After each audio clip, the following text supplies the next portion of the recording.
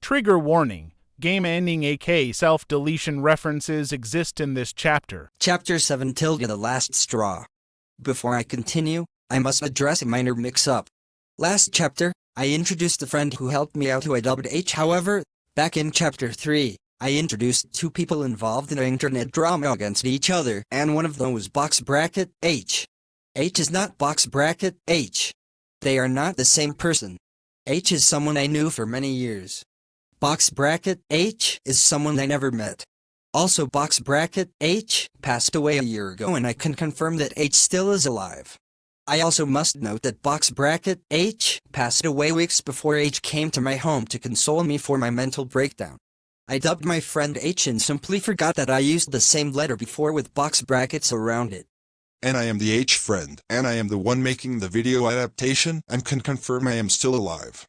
Condolences to Box Bracket H's friends and family. The first 6 chapters was the greater context of my telling of what happened between me and CancerChaser, and it has been building up to this. Initially, he invaded my life by reaching out to me and making me feel special with positive affection. I accepted his flattery, not knowing I was being deceived by him. I was on and off with CC. I gave him many additional chances.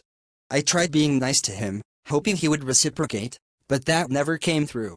And here I will reveal what finally drove me to finally end my connections with CancerChaser for good. I will be getting into more of the circumstances around the issue, but it is important to understand the context around it, so I need to give the full picture of the entire issue. First, I will bring attention to a small part of Chapter 5, where CC was in my home, second instance, and I was upstairs filling out an work application for a convention. 2 months later, I received an email where I got accepted to work there. It was New York Comic Con 2017, and what I applied for was to be part of the crew. It was a paid job and I had to submit documentation. I will elaborate on that soon.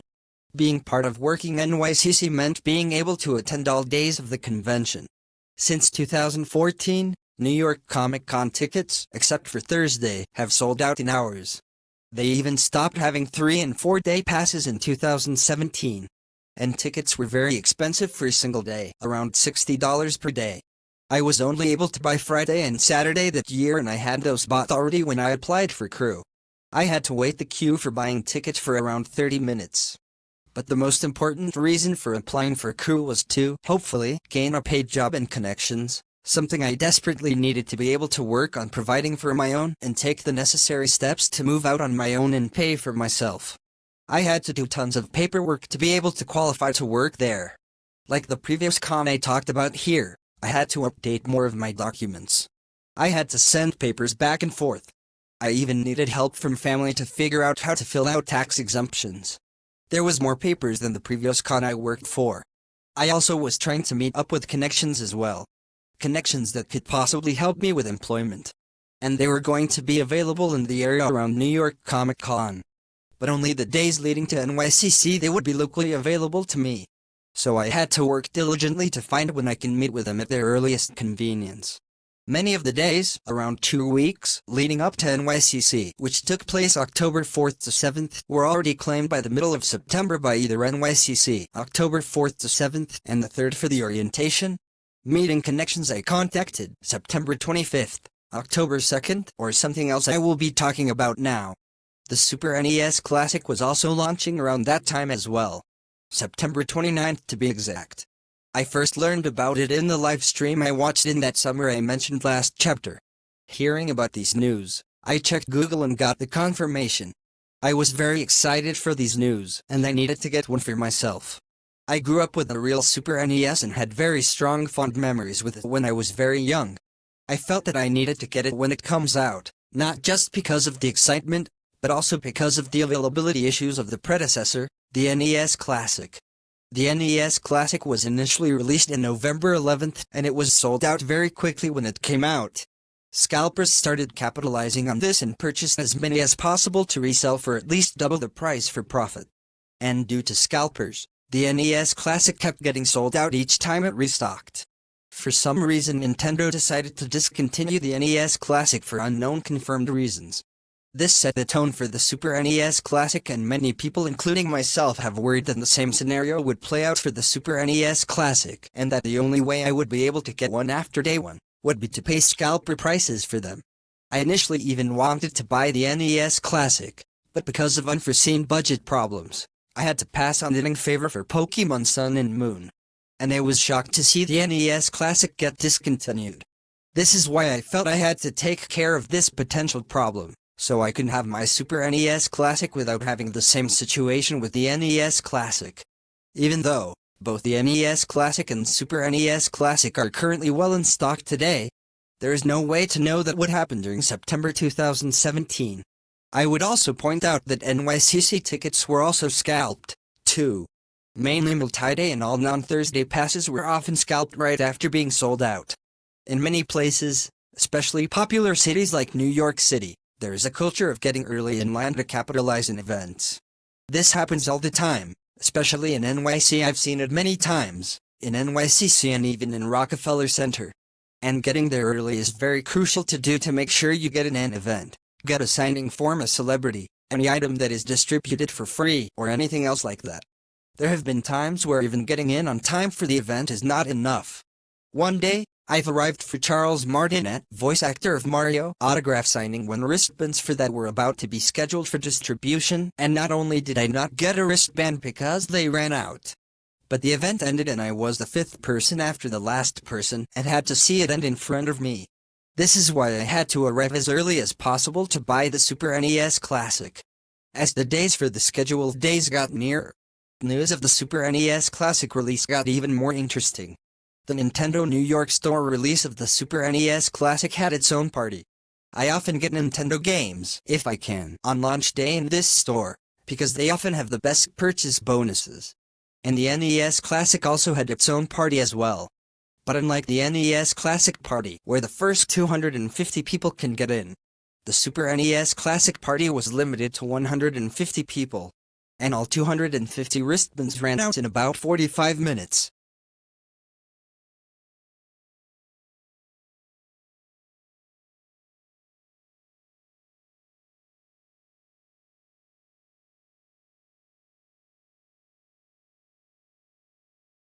This put a ton of stress on my mind. Not only did I have to deal with the stress of dealing with the upcoming NYCC job along with connection meetups, but also trying to make sure I can attend this party to secure my Super NES Classic. I had to cancel a connection meetup to make room for this. Specifically September 28th.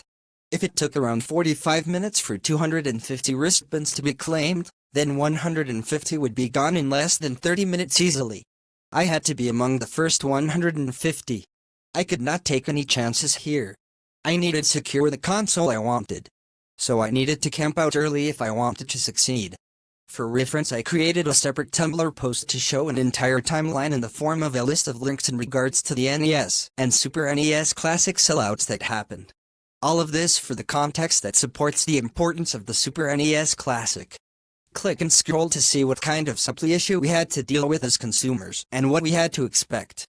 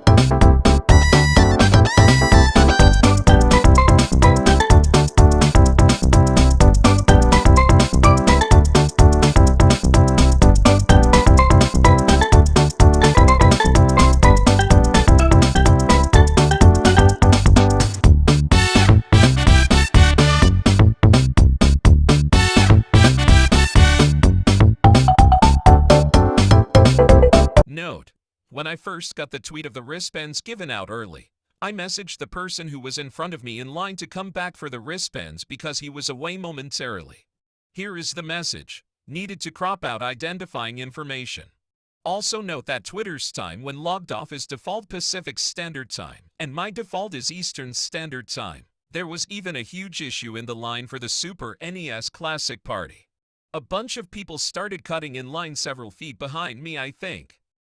this video explains the situation very well. Oh my god, Jacob, explain what happened. Boing. Okay, so I was around 50th in line, and about 10 to 20 spots behind me, just a bunch of people just cut the line as soon as they started giving out the wristbands. So after it got me 10 down, there was just yelling and all this stuff, and the managers giving out the wristbands were just like, no, can't do this anymore. We don't know who's supposed to be in line. And so they just went back into the store, and it was hectic. And I just left the situation to, I didn't want to be a part of that. At this point, managers are inside.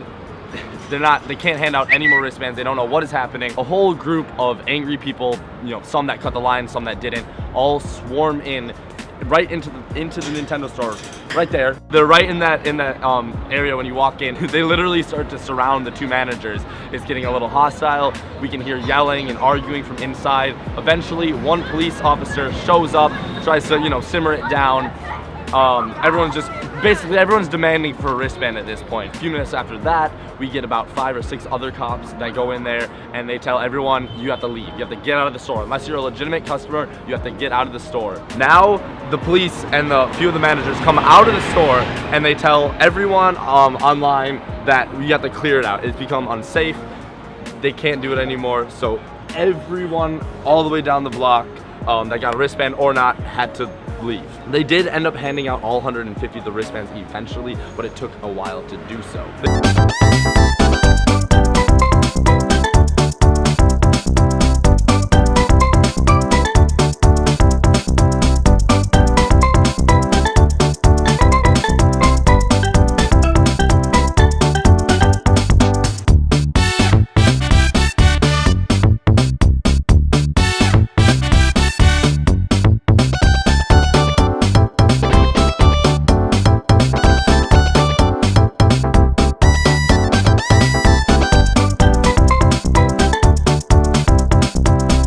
To summarize, this is what was going on in the background of my life. I was hired to work New York Comic Con 2017 as crew and had to fill out extensive paperwork. I had to attend an orientation and work for 4 days after that. October 4th to 8th. I had to take initiative and seek employment opportunities to better my life, and that took up many days around the above. 24th-27th of September. September 30th-October 3rd, I had to secure the Super NES Classic before it sold out, and in the face of a potential discontinue at the time, which meant even more days occupied. September 28th to 29th. All of this happened in the 2 weeks time span. And in this time frame is when I had to deal with the following incident regarding CancerChaser, which is the most egregious of all. 8. One day during this period of time, CancerChaser told me that his roommate was gone and asked if I could come to his house. I told him that I cannot because I was busy with work. On September 26th, I was on my way to buy cardboard.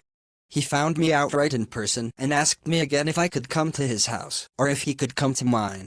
I replied once again that I cannot because of work, but he interrupted me before I could elaborate.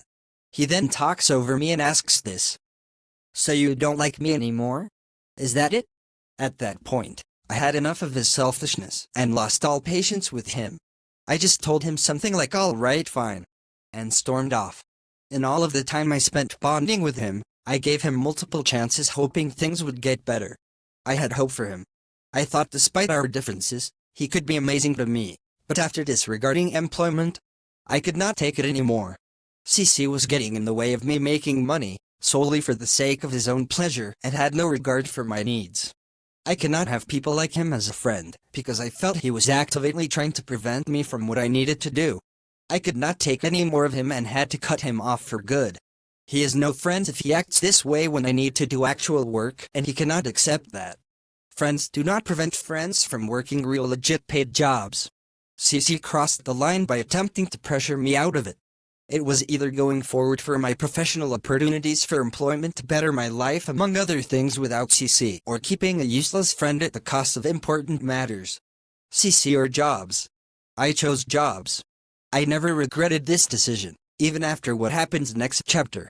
Yes, he actually does things afterwards. Pretty awful. Specifically bullying and harassing me. After I got home, I typed out some angry texts at him telling him what I really thought of him and once again cutting ties with him, this time permanently. And I meant it more than ever. This is what I sent him. Please never talk to me again. It's very clear you don't care about me being busy. You don't trust yet keep talking to me. Horrible excuse of a friend you are. You are bad to my mental health. I try very hard not to offend you, but it happens anyway. You keep trying to talk to me, but never show any concern for me, just you. How selfish. I show you so many warning signs of me being sad and wanting to kill myself and you don't seem to care. You don't actually care about me, just my body, not me as a person. Whatever. You need professional help and I sure hope that your family sees that you receive it. Good luck. His reply was some stupid crap about me needing professional help. Professional help does cost money. And I need to work for it. Work is what CancerChaser was preventing me to do because his convenient time was already claimed well ahead of time and he only cared for himself and never considered what I had to do. How delusional can he be? This man is in fact near quadragenarian in age. He appears to look as if he has children of his own or at least has many jobs under his belt. Nobody in their right mind would think he is minor. He is older than not just me, but my eldest sibling. How does he not know the importance of a paid job? And yes, he has worked. He told me he had a job when he was lambasting me over a smartphone. And I can confirm he has a LinkedIn page with at least one job where he worked for many years. He should know better. This is what I had to deal with. I reiterate. I am younger than him, to the extent that I entered his age range as he is exiting it. And even I know the importance of paid employment, while this much older man is acting like a child using antics I grew out of as a teenager. Ironically, him angrily asking him if I did not like him anymore, made me finally stop liking him the moment he said that. I could have tried to compromise and agreed on a date to see him. If he was a little more understanding and less abrasive, I could have picked out a day for him. I would have tried to accommodate him. One of the days cancelled the day after CC's boisterous selfish actions, September 30th, so I would have set aside a day to see him. But of course, he was being audacious and inconsiderate. How can you have an agreement with someone who is this emotional when he is not getting what he wants? Talking over me, being abusive, and not wanting to hear any truth that hurts him. He wanted me and he never cared if I had any obligations. And also I did him multiple favors and came through for him up until that day. Yet he hardly did any favors I asked for him. I asked him multiple times to play games with me. That is all I wanted from him and he only did it once out of multiple asks, and he did not even finish that and it was one of the most easiest games ever. I had reached out to him and he was hardly considerate to me. He does next to nothing for me, but I always come through for him very often when possible. But the moment that I cannot, this is how I get treated. And also, I could have shown him emails of my job for proof. All he had to do was ask. He wasn't even bothered to do that. I had to turn him down and get rid of him. I had no other choice. There's no way I would choose to waste the Purdue nights on him. And he often wanted me very badly, but I did not really need him all that much aside from a second player, which I just gave up on him after he kept using excuses to get out of it. I was more useful to him than he was to me. But when an opportunity came to me that was very useful to me, it is logical I chose the beneficial option over a useless leech of person who asks endlessly and gives very little back. And when he could not handle that, it became much more obvious that he was being a manipulative user and abuser. It is from the situation that I finally truly learned CancerChaser for what he truly was. I had faith in him until he revealed himself as an immensely the selfish narcissistic exploitive monster. Not to mention, I owed him nothing. I don't work for him or under no contract from him. And finally he does not live with me or pays my bills or anything. I am under no obligation from him. And finally, I am going to provide proof to show that I actually did work NYCC and actually was part of the Super NES Classic lunch line.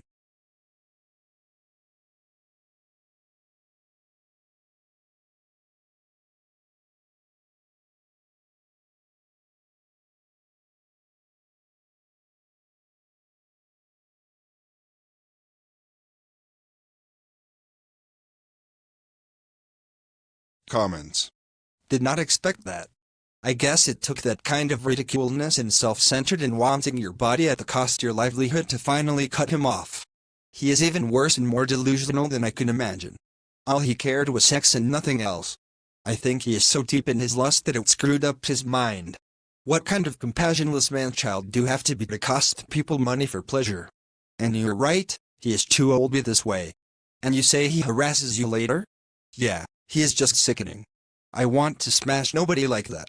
Irresponsibility to this extent is a massive turnoff for me. This guy acts just like Onision from YouTube. If you don't know, Onision is this manipulative sociopath on YouTube who makes bad videos, but more importantly has an extensive abuse history with at least 3 women, and he abused them badly. Here is sample what the Onision relationship is like. He also recorded her when she lost her memory. And monetized the video, too.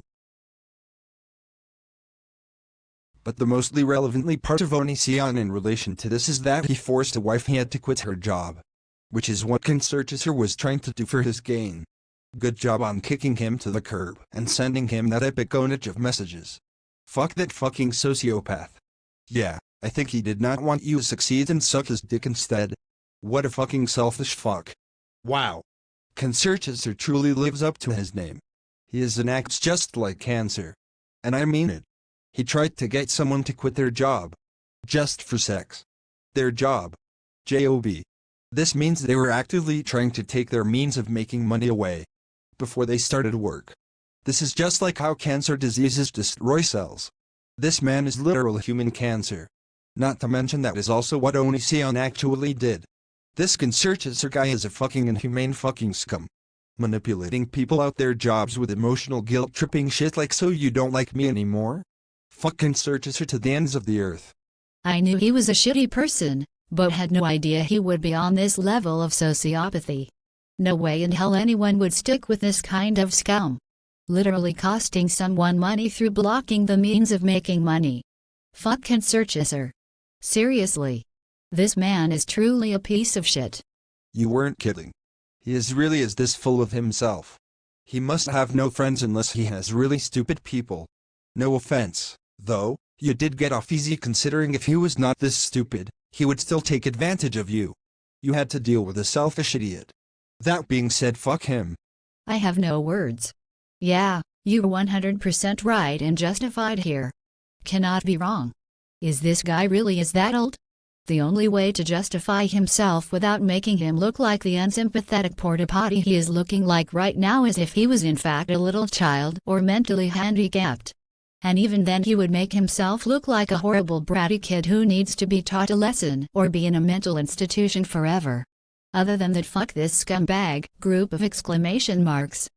I am honestly asking because if CancerChaser does not fall into either category, then the man is a malicious resource-eating monster who is trying to get what he wants at the cost of anything, and that is fucking reprehensible. TLDR, this CancerChaser person tried to cost someone their job by guilt-tripping and manipulating his target.